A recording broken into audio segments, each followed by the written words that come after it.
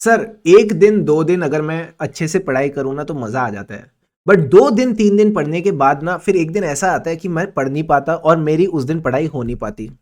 ठीक है? मतलब कई बार ऐसा होता है कि हमारा 1 दिन तो काफ़ी प्रोडक्टिव चला जाता है। बट उसके बाद फिर एक ऐसा दिन आता है जब हम थोड़े लीनिएंट हो जाते हैं, थोड़े लाइट हो जाते हैं और फिर हम पढ़ते नहीं हैं। और क्यों नहीं पढ़ते, हम ये सोचते हैं अब हम तो प्रोडक्टिव हो गए हैं, तो आज की जो पढ़ाई है वो कल एक साथ सारी की सारी कर लेंगे। तो मेरा आप सबसे एक सवाल ध्यान से समझना, अगर आपके साथ ये चीज हो रही है and you are going through this, just answer me a simple question. मैं आपको कल से बोल रहा हूं आप ब्रेकफास्ट मत खाओ, आप लंच भी मत खाओ, यानी ब्रेकफास्ट लंच और डिनर तीनों साथ में करो रात को और सो जाओ। सर क्या हो जाएगा? सर हमको ना फूड पॉइजनिंग हो जाएगी, कहीं ना कहीं हमको फूड पॉइजनिंग हो जाएगी। और अगर मैं कहूं आप जब 1 दिन 2 दिन 3 दिन नहीं पढ़ते और तीनों दिन का साथ में फोर्थ डे को पढ़ने जाते हो, तब भी आपकी बैंड बजती है। हाँ सर, तब भी तो बैंड बजती है, नहीं बजती है? बजती है। सिमिलर कॉन्सेप्ट है। तो ट्राई करना है हमको क्या कि भाई साहब जब आप खाने की बात आती है, खाने की जब गेम होती है, तो खाने को हम कैसे डिवाइड करके चलते हैं रूटीन में, ऐसे ही स्टडीज को डिवाइड करके चलना है। यानी the discipline is something which is very much required, which is something you can not compromise on. क्या ये पॉइंट क्लियर है? हाँ सर। तो कोशिश करो जिस दिन भी थोड़ी प्रोडक्टिविटी आ जाती है, rather than taking it for granted, be grateful. Be grateful कि आपका वो फ्लो बन गया है, आपकी वो आदत बन गई है पढ़ने की। अब उस आदत को छोड़ना नहीं है, यानी हमें क्या करना है, उस चीज को संभाल के रखना है, उसको कैरी ऑन करते हुए चलना है। और अगर हम कैरी ऑन करते हुए चलेंगे, मैं आपको बता रहा हूं क्या बढ़िया मोटिवेशन आएगी, क्या बढ़िया फीलिंग आएगी कि yes I am doing my work properly. And ऐसा बच्चे करते हैं, यही बच्चे पास होते हैं। तो आपने अपना साथ क्या करना है ना, देखो अपने दुश्मन खुद मत बनो।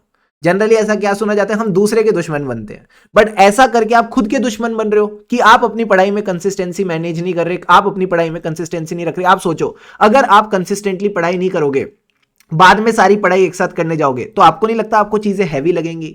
You will not be able to take the things properly, और फिर आप पढ़ाई की जो क्वालिटी होगी उसमें कॉम्प्रोमाइज करने लगोगे। Yes sir.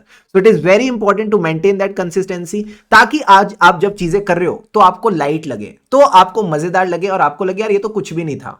एंड जब आप ये रोज सोचोगे ना ये तो कुछ भी नहीं था, ये तो कुछ भी नहीं था, थोड़ा थोड़ा करके ही आप बहुत कुछ कर जाओगे। तो मेरी आप सबसे एक ही रिक्वेस्ट है कि चाहे आप सीए इंटर स्टूडेंट है या सीए फाइनल स्टूडेंट है, क्योंकि अभी आपके पास बहुत सारा टाइम है अपने May 24 एग्जाम्स के लिए, it is very important to maintain that consistency. रोज थोड़ा थोड़ा थोड़ा थोड़ा थोड़ा थोड़ा करके बहुत कुछ कर जाओगे और बहुत अच्छे रिजल्ट्स भी आपके आ जाएंगे। So just maintain that smile on your face, just maintain that consistency, not for anyone else, not for anybody, but for yourself. अपने रिजल्ट्स के लिए, अपने अच्छे फ्यूचर के लिए आपको ये कंसिस्टेंसी बनानी जरूरी है। क्या ये बात क्लियर है? Yes sir. So make sure you make a commitment in the comment section कि मैं अब ये कंसिस्टेंसी बना के रखूंगा। अगर किसी दिन बहुत अच्छा परफॉर्म भी करता हूं तो भी अगले दिन वो पूरा अच्छे से परफॉर्म करूंगा, उसको लाइटली नहीं लूंगा। मैं ये नहीं कह रहा पार्टी मत करो, मैं ये नहीं कह रहा एंजॉय मत करो, बट हर चीज का अपना समय होता है। अगर आज आपने अपने दिन के टारगेट्स पूरे कर लिए तो शाम को आप डिजर्व करते हो to have some party, to enjoy with your family, enjoy with your friends. कोई दिक्कत की बात नहीं है, but yes your priority should be clear. Is this point clear or not? Yes sir. अगर वीडियो अच्छी लगी तो do like it, so that ये बाकी सीए स्टूडेंट्स तक भी पहुंच सके। एंड यस, खुशी से पढ़ेंगे तभी आगे बढ़ेंगे। Stay subscribe to the channel for more such videos.